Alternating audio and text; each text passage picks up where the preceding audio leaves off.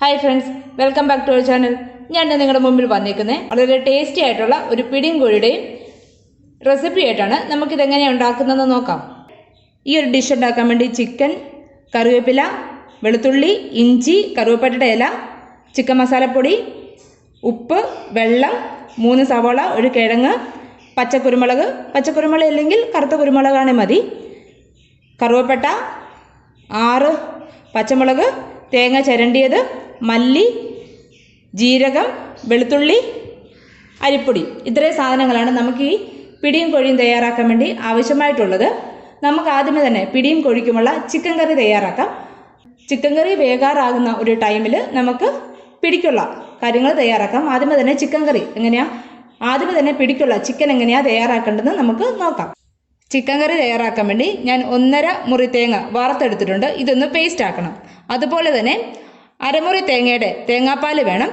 സവാള, ഇഞ്ചി, മുളക് ഇവയൊക്കെ ഒന്ന് മൂപ്പിച്ചിട്ട് പേസ്റ്റ് ആക്കണം. നമുക്കിത് എങ്ങനെയാണ് തയ്യാറാക്കേണ്ടത് എന്ന് നോക്കാം. ചിക്കൻ കറി തയ്യാറാക്കാൻ വേണ്ടി പാത്രം അടുപ്പത്ത് വെച്ചിട്ട് ഏകദേശം ചൂടാകുമ്പോഴത്തേന് കുറച്ച് എണ്ണ ഒഴിച്ചു കൊടുക്കാം.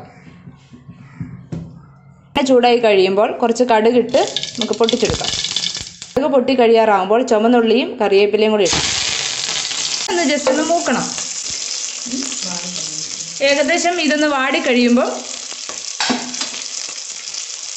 നമ്മൾ അരിഞ്ഞു വെച്ച സവോളയും ഇഞ്ചിയും വെളുത്തുള്ളിയും കൂടി അങ്ങ് ഇട്ട് കൊടുക്കുക.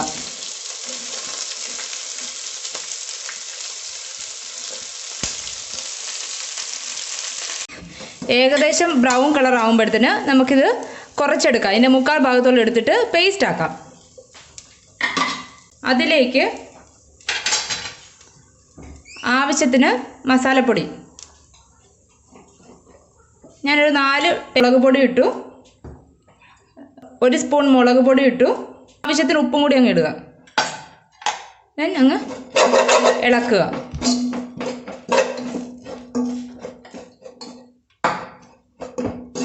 ഇതിൻ്റെ കുത്തൽ മണം മാറുന്നവിടം വരെ ഇതൊന്ന് ഇളക്കണം. ഏകദേശം ഇത് ആകുമ്പോഴത്തേന് കിഴങ്ങും കറുവപ്പട്ടയുടെ ഇലയും ഇറച്ചിയും കൂടി നമുക്കൊന്ന് ഇട്ട് കൊടുക്കാം. മഞ്ഞൾപ്പൊടി അങ്ങ് ഇട്ട് കൊടുക്കാം.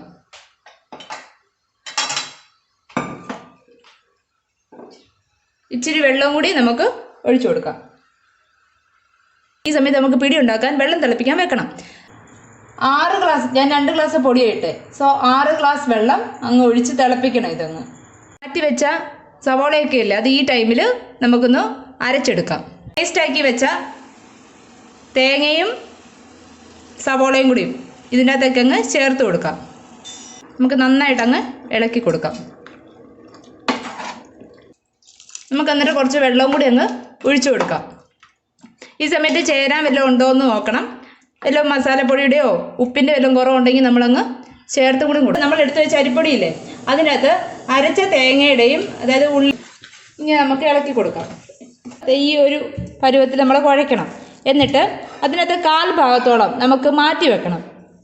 ഓക്കെ, എന്നിട്ട് ഇത്രയും സാധനത്തിൻ്റെ ഉണ്ട നമുക്ക് ഉണ്ടാക്കണം. അതിന് ഒരു പാത്രത്തിനകത്ത് കുറച്ച് അരിപ്പൊടി പൊടിയായിട്ട് ഇട്ടിട്ട് നമുക്ക് ഉണ്ട ഉരുട്ടാം. നമ്മൾ കൊഴുക്കട്ടയ്ക്കൊക്കെ ഉണ്ട ഉരുട്ടത്തില്ലേ, ഏകദേശം ഒത്തിരി വലിപ്പം ഉണ്ടാകരുത്, എന്നോട്ട് ഒത്തിരി ചെറുതാകരുത്.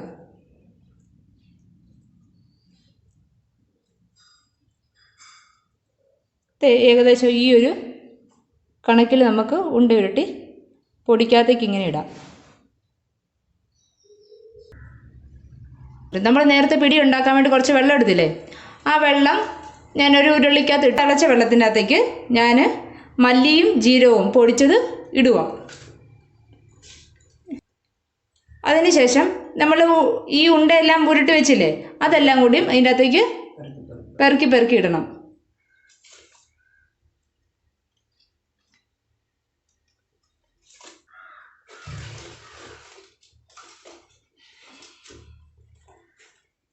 പൊടിയാതെ നമുക്ക് പയ്യെ ഇളക്കി കൊടുക്കണം. നമ്മൾ കുറച്ച് മാവ് മാറ്റി വെച്ചില്ലേ, ആ മാവിൻ്റെ അകത്തേക്ക് കുറച്ച് വെള്ളം ഒഴിച്ചിട്ട് നമുക്കിങ്ങനെ ഒരു മാവിൻ്റെ ഈ പരുവത്തിൽ നമുക്ക് ഇളക്കിയെടുക്കണം. അതിനുശേഷം ഇത് അങ്ങോട്ടങ്ങ് ഒഴിക്കാം. നമുക്ക് ഇത് ജസ്റ്റ് പയ്യെ ഒന്ന് ഇളക്കി കൊടുക്കാം.